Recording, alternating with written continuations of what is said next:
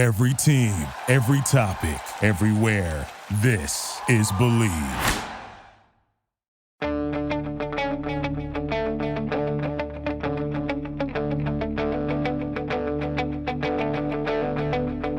Ich warte seit Wochen auf diesen Tag und tanz vor Freude über den Asphalt.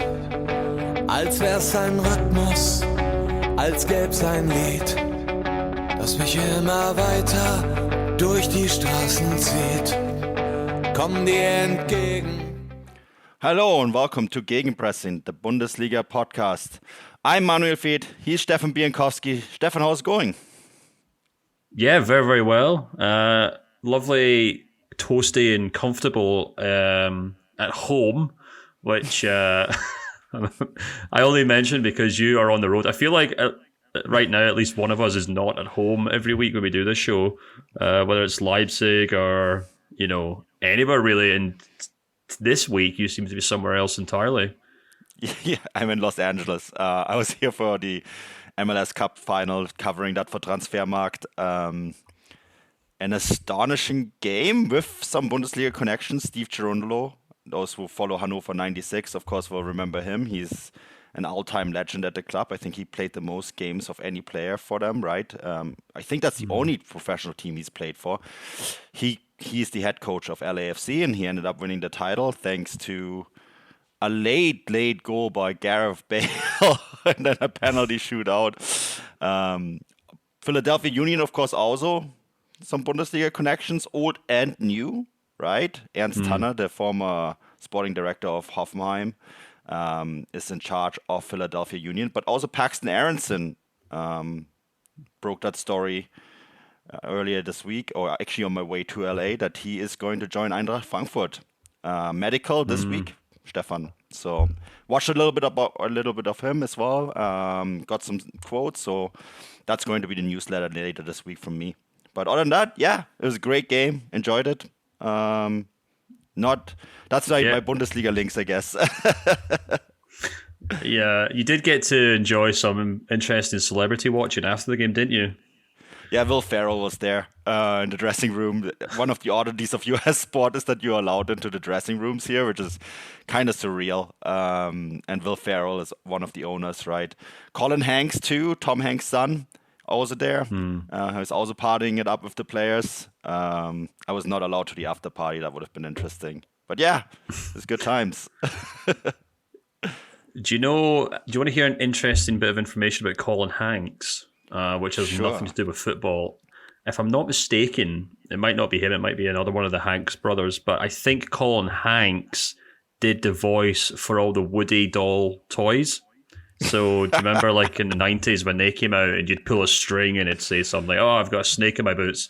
Apparently that wasn't Tom Hanks, that was one of his brothers, and I think it was Colin, so there you go. I think Colin is his son. I don't know. Oh, was that his son? Oh, right. Well, it was his brother then. Sorry. Okay, it was his brother who did the voice, I think. So I guess that wasn't him. Interesting. Oh well, just a totally random bit of Hollywood trivia there that has no relation whatsoever to what we're talking about. Oh yeah. I mean, Justin Bieber was at the game. You know, Canada's worst ever export.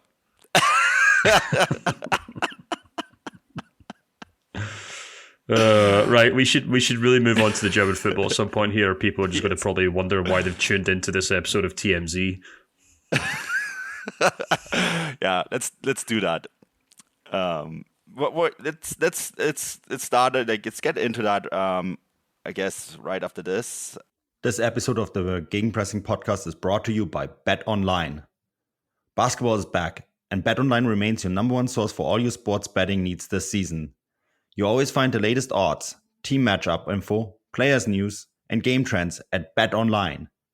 And as your continued source for all sports wagering information, BetOnline features live betting, free contests, and giveaways all season long.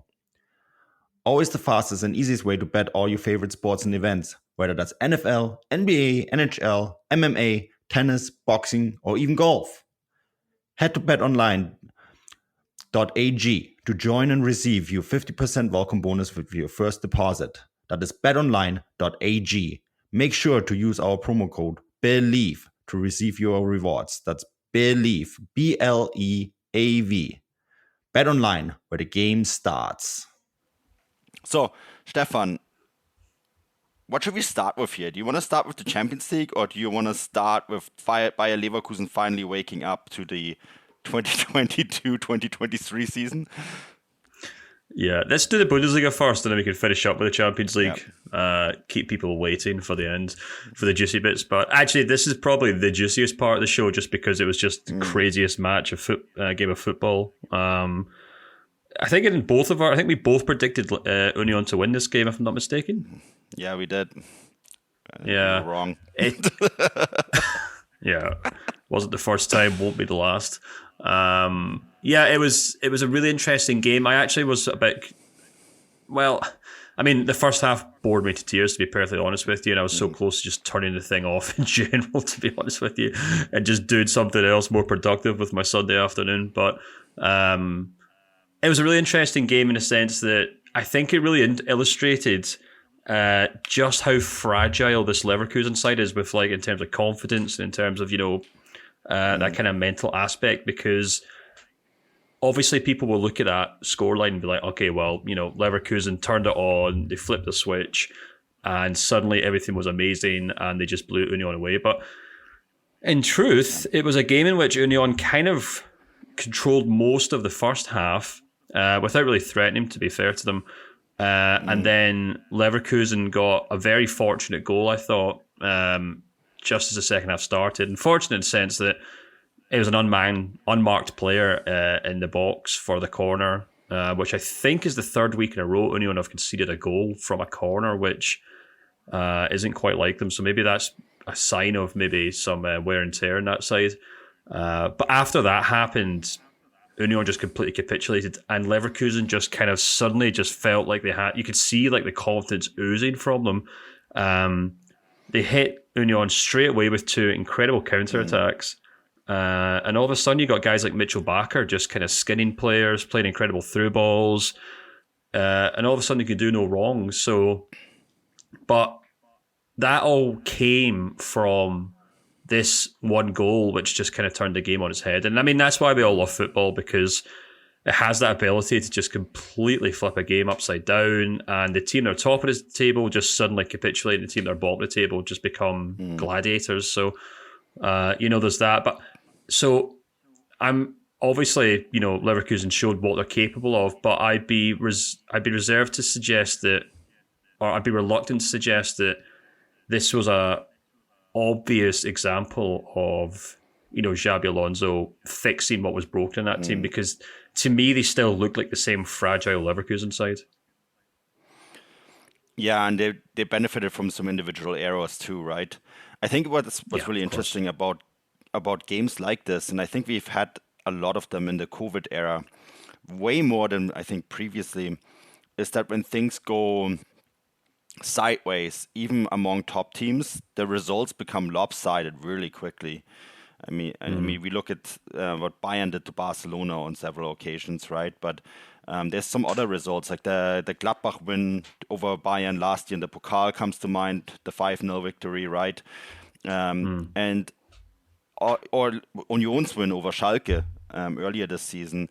It seems like, and there's probably countless other examples too, when these teams that are very, very much built on being tactical, astute, and disciplined, when you take that away from them, I guess the margins are so thin that all of a sudden the beatings seem to be way more frequent than they used to be. And I think there is something to it, that a lot of it comes to the tight schedule that we have been experiencing, right? You see it a lot. This is a phenomenon. I know we're not a North American football podcast, but it's a phenomenon that you see in North American sports quite a bit, where the schedule is really heavy, right? For whether it's basketball teams or hockey teams, sometimes blowout victories happen, even though the lines, the balance is so much closer, far more frequently. And I think it's because teams realize the schedule is tight, they realize the game is lost, and I think because of that, you're getting way heavier defeats and victories than you did if we had an normal schedule. Yeah, it's just going to be really interesting to see how Union respond to this. because they have this reputation for being these mentality monsters. I think it's the word that's been used to describe them, and they have been. I mean, even up until last weekend's Gladbach, when a similar situation happened where they conceded a goal and they conceded a goal first from a corner, but they were able to kind of really compress the match and eventually, turn it around in their favour. And it was actually Gladbach that capitulated in that match. So, they are up until even last week, they were still showing that they had that fire and hunger. But I think as you said, the first goal was poor defending. I can't remember if it was the second or third goal, which was a goalkeeping mistake, which is obviously another kind of freak goal. So maybe Urs Fischer will sit down and say, look, guys, that was a one-off. We're not going to lose games like that every weekend. And, we just kind of get on with it. And they've got Augsburg next, which is a perfectly winnable game for them. So, maybe they can bounce back. But if they don't, we might end up seeing this team kind of cling on until they can get to that kind of break for the World Cup. And then obviously Urs Fischer can just kind of go back to the drawing board and rebuild that team over what will end up being a pre-season. But even if they do kind of go on and lose the next 2 or 3 games, it's still incredible what they've managed to achieve already this season. And even if they do fall 6 or 7 points behind Bayern, it's not the end of the world for them by any means. So we'll just have to kind of wait and see, I suppose, won't we? Yeah, it's interesting that we only really have 2 games left, right? We have the Tuesday, Wednesday fixtures, and we're going to rush through a preview at the end of this show, because usually you would get like a full preview show. Sorry, but we're not going to be able to do the full preview for this midweek fixtures. But we are going to give you some predictions. But then you have the Friday, Saturday, Sunday fixtures, and then that's it for 3.5 months. Which is just bonkers. A lot of these guys will go to the World Cup, right? But for the Bundesliga, that's a long period where they're going to be on a long break, and it's going to be really interesting how teams will handle the next 2 fixtures, I think, as well. Union Berlin, of course, not impacted by that, but a lot of teams are sending players to the World Cup, and I think there's been some rumor that Tite, the Brazilian head coach, asked his players to fake injuries now so that they will be fit for the World Cup. And you hear stories like that. So you actually wonder, how many of these guys are now have the World Cup in the back of their head and saying, okay, we only have to get through 2 more fixtures healthy, right? Canada had a huge scare with Alphonso Davies, wondering if he would be fit. How many players have that in the back of their head? And Union Berlin don't really have that. So they can basically just say, look, guys, let's give everything for 2 games and then heal up for 3.5 months and come back to it and see how it goes when everything returns in February. That's crazy, Stefan. What are we going to do the next 3.5 months? I'll be fishing out my Queen's Park season ticket and thankfully heading down to Glasgow to watch some games for the first time in probably 5 or 6 years. Because you're right, it's 3.5 months off for a lot of these players. It's 3.5 months off for domestic football, and unless you're glued to your TV day and night for the World Cup, it's going to be a huge break. And even after the World Cup, there's still going to be a huge break after that. So it's going to be really interesting. But there's one player in particular, I think, who's maybe a good segue to kind of move on to the next topic that Hansi Flick will be hoping doesn't pick up an injury in the next couple of games. Yeah, Yusufu Moukoko, right? With everything that's going on, and we have this debate offline all the time, well, online, but off the show, about Niklas Füllkrug and whether he's going. And I think we both agree that he is probably an option as well, but he's not going to start for this team, right? He's the sort of guy that you last hope kind of guy. Moukoko, though, he's probably now a realistic option to be actually a player that could start. Not saying it is going to happen. I think that Flick might stick Kai Havertz up there to try play him in what is essentially the Choupo-Moting role now, right? Because he's going to be surrounded by an army of Bayern Munich attackers. And I think the thing that Flick will go for is trying to replicate whatever Bayern Munich are doing in attack because it worked so well in the Champions League. But I think now you're looking at Moukoko, who is incidentally turning 18 the day the World Cup starts, and you think he is going to Qatar. I mean, he had another great game on the weekend. scoring again. He's, I mean, a lot of you would think that the contract stuff would be bothering him. It's not. And in fact, everything now indicates that the day he's flying to Qatar, he'll probably have put pen to paper to a new contract. And with the maturity level he has shown, I mean, would you be worried him playing for Germany at the World Cup? I would go so far and say maybe it's time.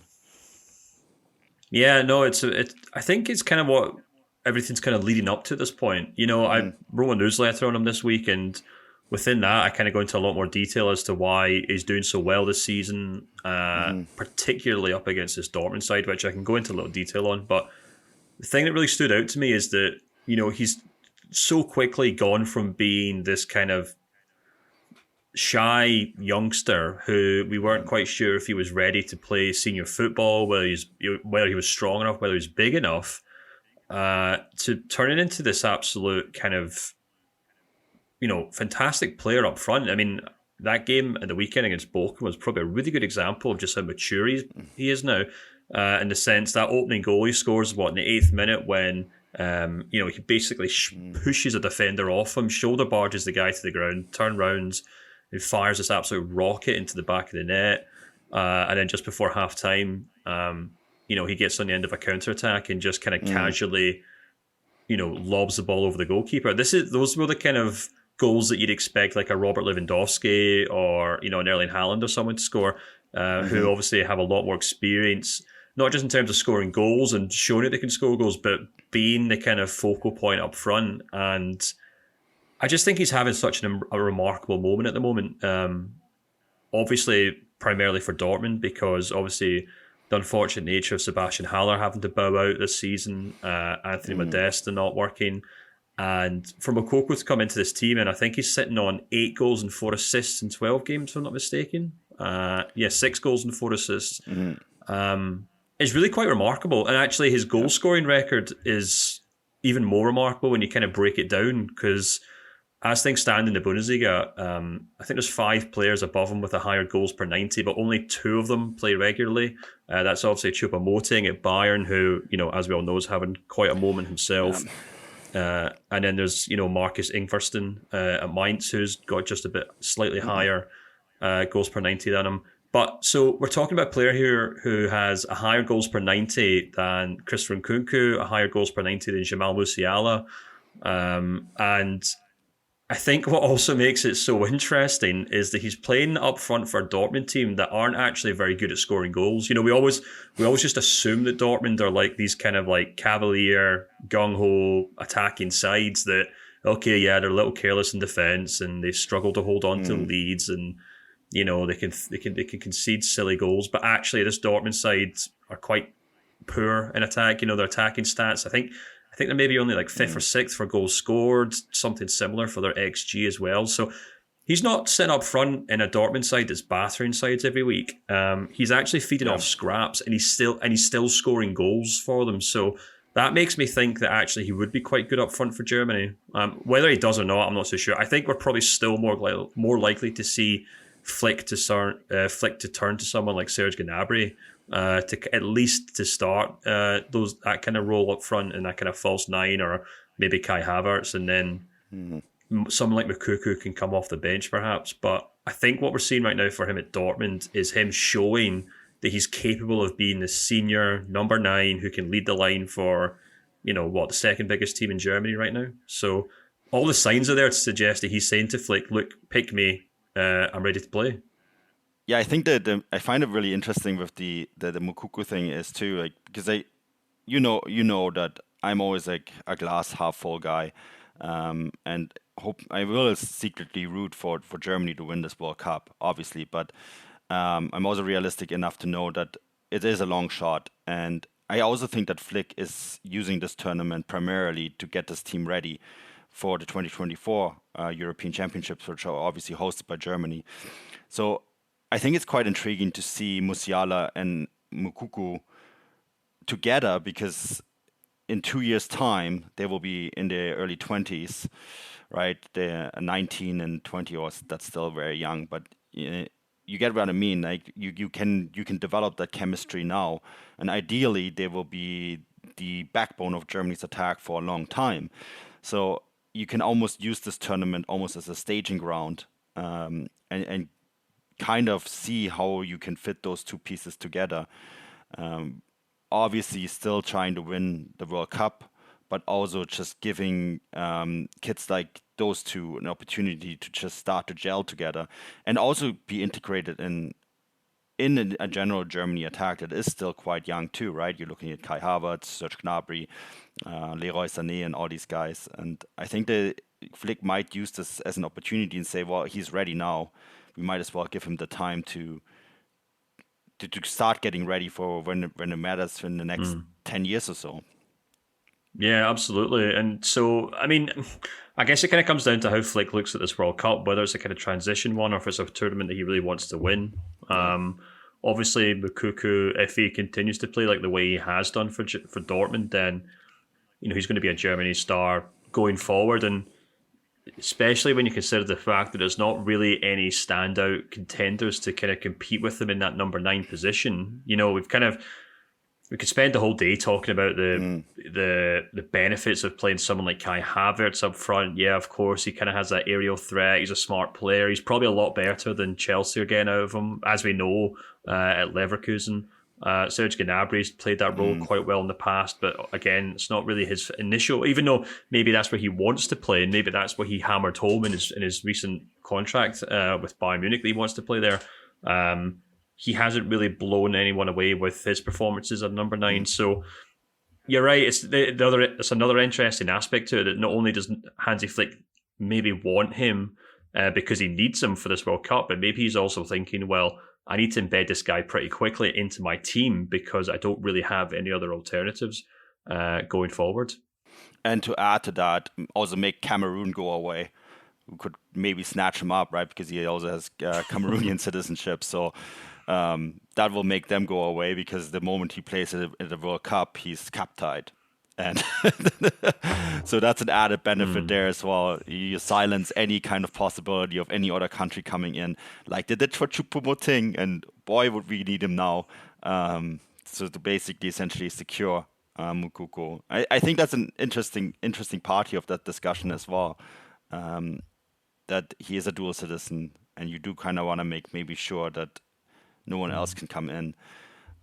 Not that I think he's going to go and join another federation. I mean, he's quite embedded in the U21 already, which has been a great jumping off point for a lot of young German players. But I guess that would just make double sure. So yeah, it's an interesting one. I think I personally think he's going to be on the plane. The World Cup roster is going to be announced on Thursday at noon German time.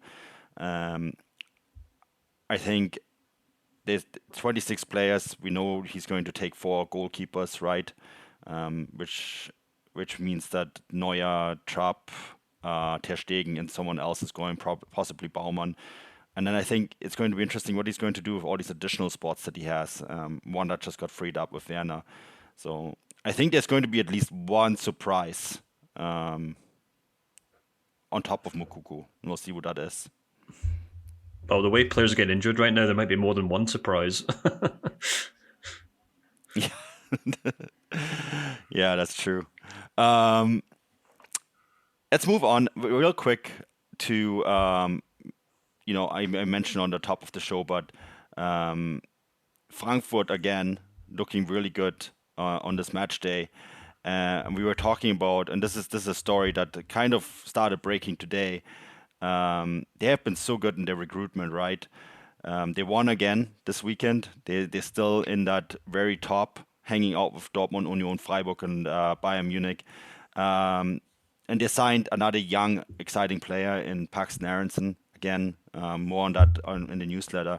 But Manga, their chef scout, who has been able to unearth all these guys like Kolum Muani and so on, and has... he was also involved in a scandal where they hacked the RB Leipzig database for scouting. But he's apparently off to a Premier League team, Stefan. That's going to be interesting. Is this maybe Chelsea finally having found a sporting director? Yeah, possibly. After ringing around every football club in the continent, it would seem. I don't know a huge amount about the story, to be honest. I saw it mentioned on the news today. I don't know a huge amount about him at Frankfurt, but I'll be really intrigued to see. I saw some reports saying that he's basically leaving because he wants more control over things and maybe he wants to play a more kind of a bigger role at another club, which I guess is understandable. I think it doesn't fall entirely. It's not entirely different, rather, from the Mislintat situation at Dortmund, I think, who obviously moved on from being a head scout there. Now, of course, that was more to do with him specifically falling out with people at Dortmund, but he obviously moved from there to a more a larger role at Arsenal. I think he was still technically head of scouting, but he obviously played a bigger role there, and then obviously used that to move back to Stuttgart, where he's now more or less the de facto sporting director. Or head of football operations, or whatever you want to call it. So the thing that made me think about was a conversation I was actually having with a colleague about German football in general a few weeks ago, and we were talking about just these big clubs around Germany and how so many of them underperform. And we were talking about Hamburg at one point, and my colleague was saying how we've got these same kind of board members and chief executives and things in charge. And I was kind of saying how common it seems to be in German football that the people running these clubs aren't actually usually that good at actually doing their jobs. And he made a good point to me where he's like, in a lot of other industries, it would have been found out, they would have been sacked because, the shareholders wouldn't have accepted the quarterly results or something. And I think there's something maybe to that in terms of, German football is obviously... I think it has a degree of stability in it that a lot of other leagues don't have, because obviously it's fan-owned, which in itself pulls away the necessity for result-driven, as the need for every club to be a result-driven business. So, you have a lot of kind of chief executives and board members and chairmen who've been at these clubs for 10 or 15 years, and they just seem to just sit through the good times and the bad times without any real repercussions for what happens, You can talk about Hamburg in that situation, you can talk about Schalke, Werder Bremen, even Dortmund to a large extent, the way that they've just kind of just totally just plateaued over the last 5 or 6 years. These guys never seem to get much grief or pressure from fan groups to move on. I mean, I'm sure there's plenty of examples of like ultras being quite vocal on the terraces, but it's not the same as other industries in that regard. And I do wonder if this Frankfurt story is an example of quite an ambitious scout, maybe wanting to step up the ladder at a club like Frankfurt, but he's aware of the fact that nobody's going to move on unless they retire. Yeah, I think it's also in this case Markus Krösche has come in, and his transfers have been working out quite well this year, right? He was behind the Götze transfer, the Mbimba transfer, and one other guy that escapes me right now. And I think that there was an opportunity to go with Bobic to Hertha because the two of them work quite closely. And that didn't materialize at the time, and instead Frankfurt signed Mamba to another extension to 2026. I think this is just a case of, the role was already filled, and then Frankfurt maybe not necessarily seeing the guy as someone who can step up to the sporting director role. But you're quite right, like. When you can't seek promotion within the company that you work, that's usually how people react, right? They go and look somewhere else. And if a Premier League team can come in and offer that promotion, why wouldn't you take that opportunity? I think the risk is that it could turn out like Minzeltat from Stuttgart, who then went into a bigger role, and it actually turns out that he was just one mechanism of a lot, like he was just one cog in the wheel in finding these talents that Dortmund found, and Dortmund actually ended up still identifying players quite well afterwards. It's an interesting question. I guess we won't find out until he does go somewhere else and joins another club. But yeah, Frankfurt, I think it's an interesting story overall. I just wanted to bring it up because I know we have a lot of American listeners.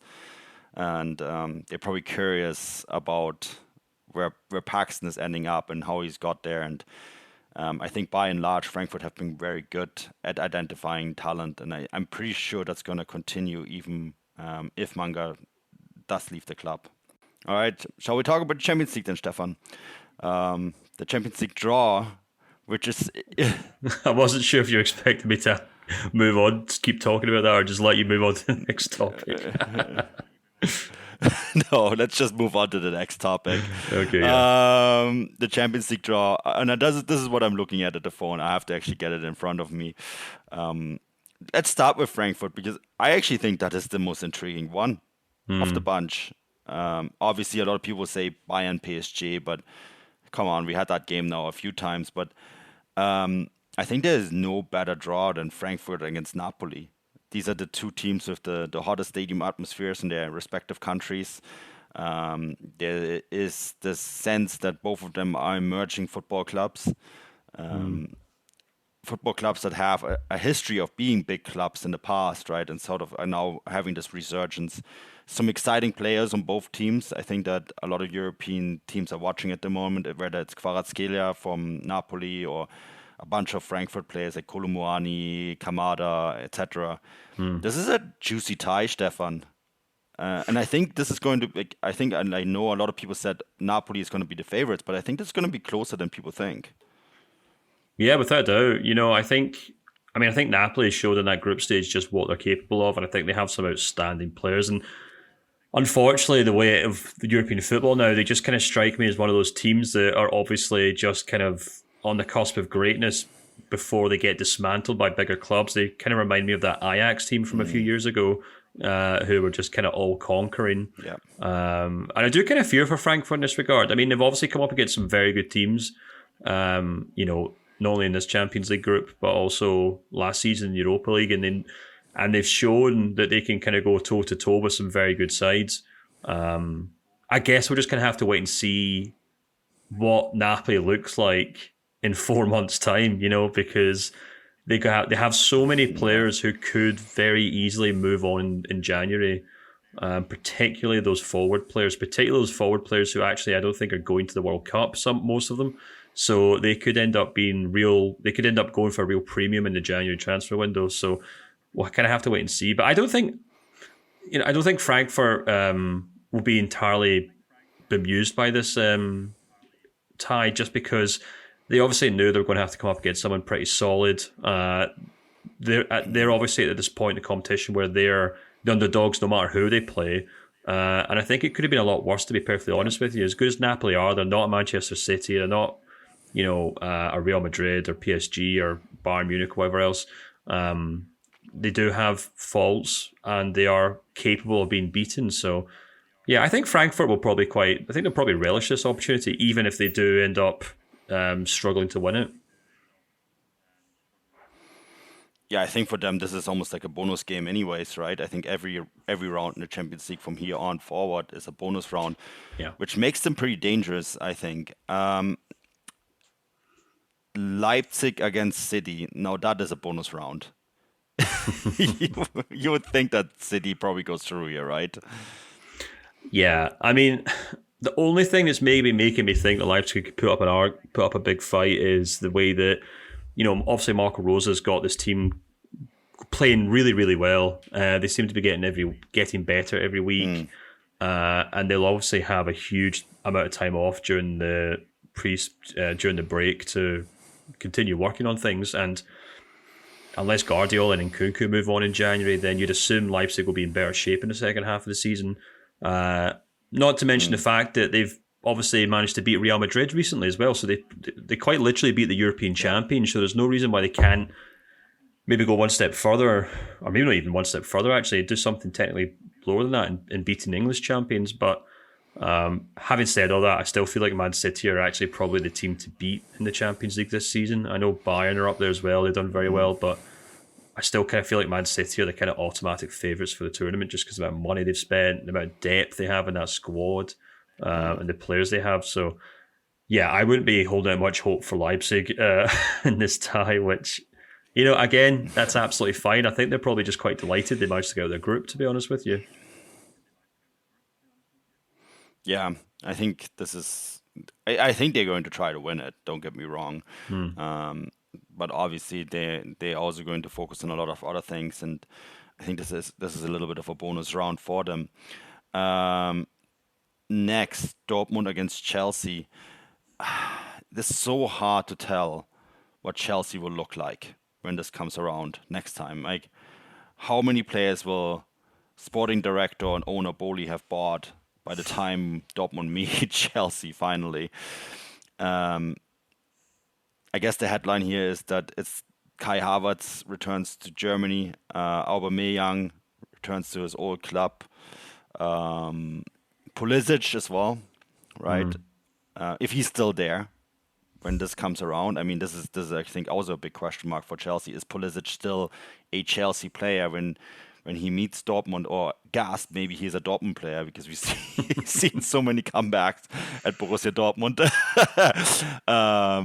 Don't radio this, by the way. This is just me talking nonsense. But this is an interesting matchup, and I think this could easily go either way. Yeah, I think so. I mean, I think if this was being played tomorrow or next week, I think Dortmund would really fancy their chances, to be honest. Chelsea look like, not only do they look like they're in a real tricky transition under a new head coach, but they also look like they have a squad that needs a huge amount of investment.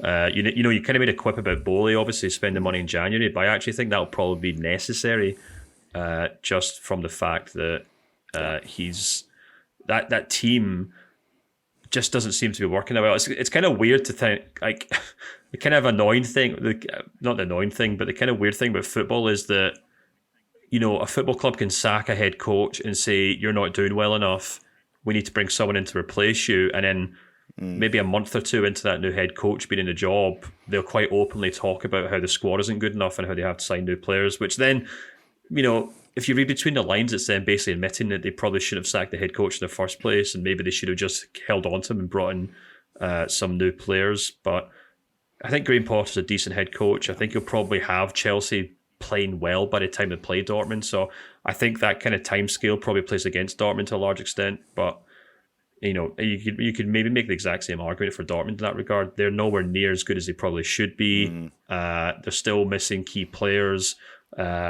Maybe by this point, Gio Reyna's really kind of got into the swing of things. He's doing very well, and we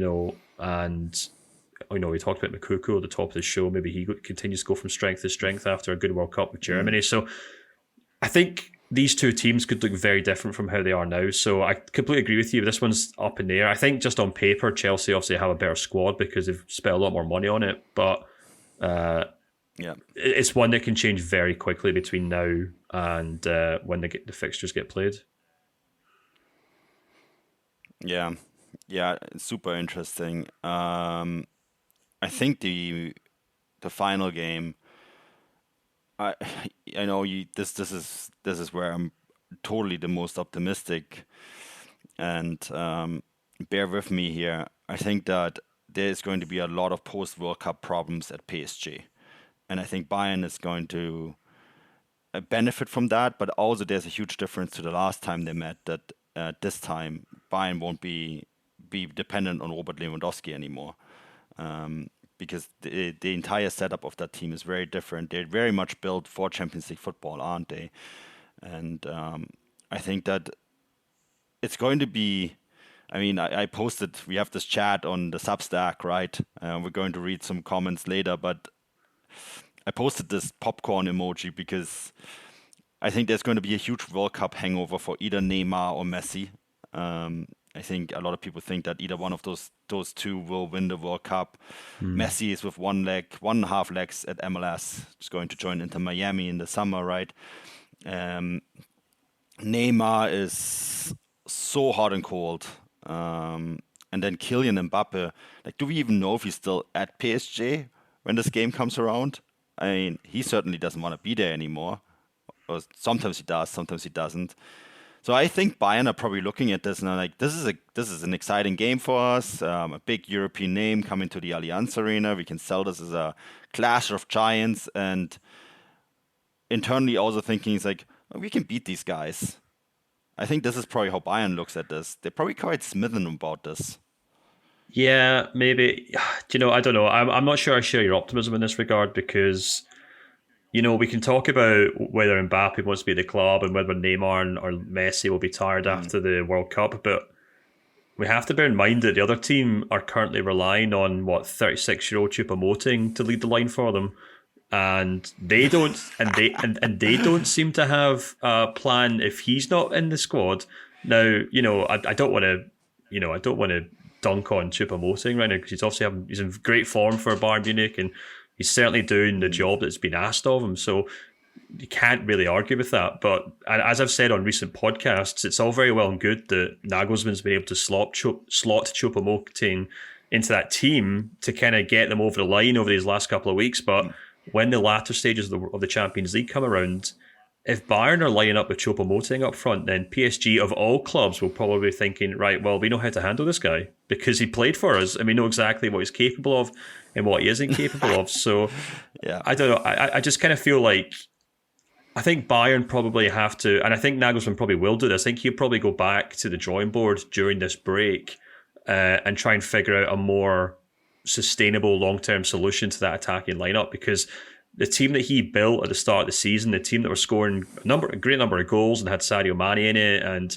we saw them kind of dismantle Inter Milan and Barcelona. And I remember talking about it at the time, saying, while this kind of dynamic front line may struggle in the Bundesliga against teams that defend very deep, they might actually do very well against bigger clubs. So maybe by this point, Sadio Mane is really locked in. He's clicking into gear, and that kind of dynamic strikerless formation is what we see against PSG, and it works very well. But I still feel like PSG are capable of I think they're capable of really knocking any team out of this tournament, to be honest with you, just because of the sheer amount of quality they have. And I also kind of fear for Bayern in the sense that they're now up against a PSG side that are well aware of what Bayern have done to them in the past. And they'll be kind of outgunning to try and make up for that in the past, obviously. What happened in Lisbon. And I just feel like that could play against Bayern as well, in the sense that they're going to be up against a PSG side that will be anything but complacent. So I think it's going to be a tough game. By no means am I saying that PSG are going to knock out Bayern Munich. I think it's going to be a proper, outstanding two legs of two teams going toe to toe with one another, and I think it's going to really hang in the balance, to be honest with you. And two teams that can't afford to go out at this stage. I think that adds quite a lot to this, because Bayern and PSG cannot go out in the round of 16. The pressure internally will be massive if either one of these clubs go out. And I think that is something that really, really interesting. Yeah, that's actually maybe a good segue to talk about the subscriber comments on this, because NK said he talked about the other games at first. He said, should be good games, little concerned about the fact a scenario exists and isn't crazy where all Bundesliga teams are eliminated. Assuming no massive injuries during World Cup, would have to think Dortmund and Bayern are probably two most likely to advance. Leipzig least likely, and haven't watched any Napoli, so don't know about Frankfurt. But then he says, also, if Bayern lose, dreading all the fire Julian Nagelsmann posts on social media and everything, which is a good point, because if they do get knocked out of the last 16, it will be a repeat of last year, albeit against a much better team. But that's kind of why Nagelsmann was hired to a large extent. But let me just kind of run through some more of these comments. We can kind of wrap up this section maybe. But Jason Cunnington says, I still think Bayern can go all the way this year, especially now they've started using number 9. So he disagrees with me entirely. He thinks Choupo-Moting is going to win them the Champions League. Fair play. Robert Carvantes says, long way from February, but in current form, got to say Dortmund over Chelsea. Poor Leipzig are not getting past Haaland and KDB, obviously Kevin De Bruyne. UEFA insists on this Bayern PSG matchup like it was some magical rivalry created in Lisbon. It's a good point. Michael Schaefer says Bayern and Dortmund have a fair chance of advancing. No, I could see either tripping up. I'd be a little surprised if Leipzig or Frankfurt get past the round of 16. Some moron called Manu Vet says long time until February, of course, but Bayern should be fine. Don't know if I agree with that. Greg Weiserman says, I agree with Manu. Great draw for Bayern, Dortmund and Frankfurt. We all know PSG's big three after World Cup will not be together a lot after World Cup. Chelsea is a straight disaster, and I have a feeling Napoli will have been great, will lose some players over the winter. Also, will the scout Frankfurt lose? Oh, yes, that's a question about the scout leaving Frankfurt, which we covered. Matthew Starr says, I think it's the last point. Not as down on Leipzig against Man City, though still unlikely they will progress. They played them decently in the group stages last year, while they were still struggling in the Bundesliga. Bayern versus PSG feels very much like a toss-up, post-World Cup, health and hangover dependent. I imagine Chelsea will bolster their squad over the winter, so maybe a different team by the time Dortmund face them, but I would think Dortmund advance. Frankfurt-Napoli should be an absolute blast if Napoli hold on to their team and remain on form. Would expect Napoli to progress. And for anyone wondering why I've just read out all those comments, those are, of course, from our paying subscribers who can now get in touch with us on a near enough daily basis in the chat function on the Substack app. So if you're not subscribed up to the newsletter, do consider giving it a go, because not only do you get our newsletters and ad-free versions of the podcast, but you can now have a chat with us day to day whenever we post topics in the chat. So yeah, and those guys have done, and that's why we've read out their comments on the podcast. And it's more and more people doing it, and we really appreciate it. Plus, it's also a lot more fun on Twitter, where people just yell at each other. Yeah, absolutely. Yeah, it might become more and more relevant now that the more I was going to say Donald Trump, the more Elon Musk gets his hands on Twitter. No, that's a Freudian slip. Yeah, Anyhow, I think it was. Anyhow, as I said, usually we would have a preview show for the English, like for the Bundesliga match day that's upcoming, but because we have an Englische Woche midweek, we're just gonna rush through these predictions real quick. We do these predictions in association with Get German Football News, so please give them a follow, check them out as well. They were kind enough to always post our predictions and keep count on who's leading. So, Stefan, let's do this real quick. Start with Wolfsburg against Dortmund. My prediction is 2-1 Dortmund. How about you? 2-2 between them. Okay. Bayern against Werder.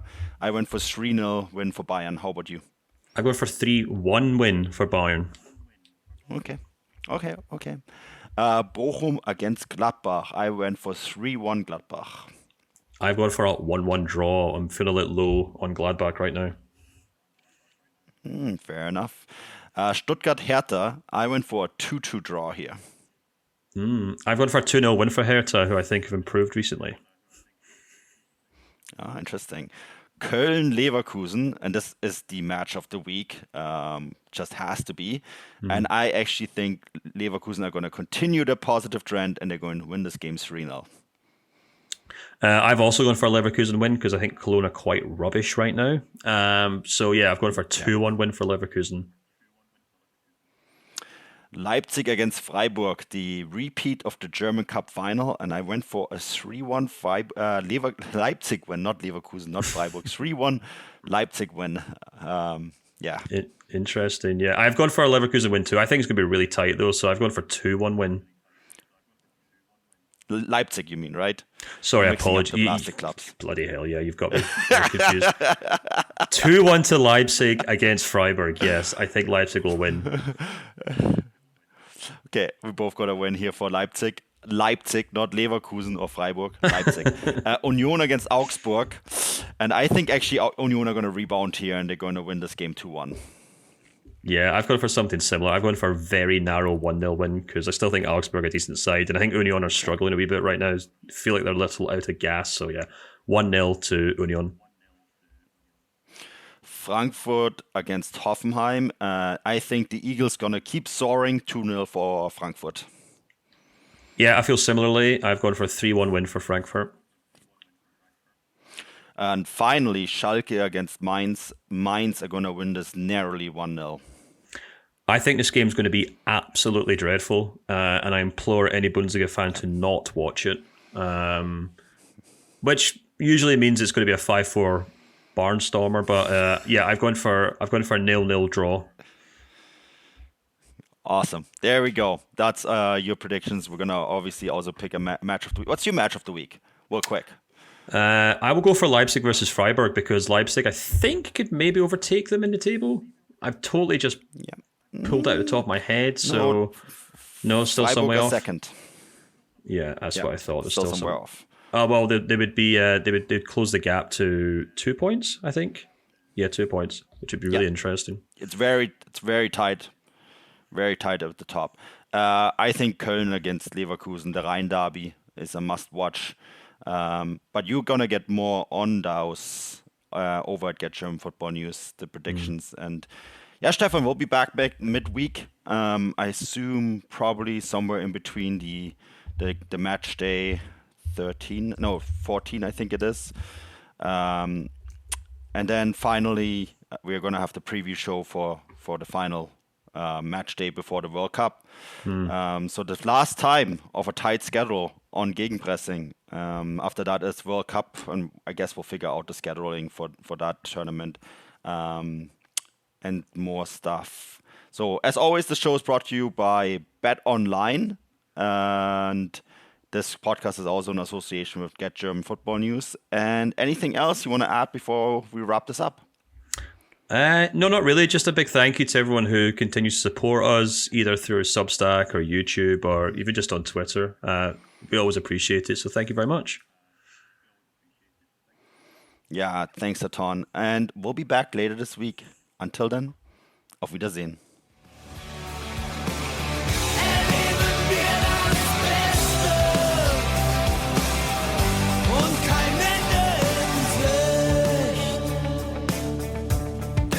Ende in Sicht.